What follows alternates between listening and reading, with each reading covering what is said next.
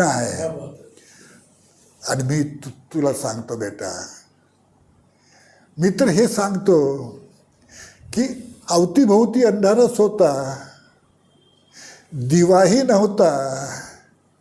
त्यावेळी मी स्वतःला पेटवत होतो आणि त्या पेटण्याच्या उजेडात लिहित होतो.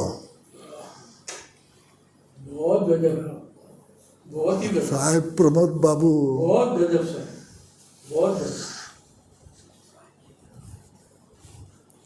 तर हे असं लेखन बरं का. कुसुमाग्रजांनी माझ्यावर किती प्रेम करावं, केवढा मोठा माणूस, खूप प्रेम केलं आलक्षामध्ये.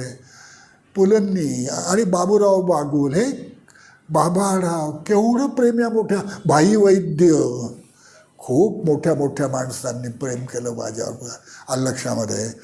तर हे अशी वाङ्मयीन अशी माझी आत्तापर्यंत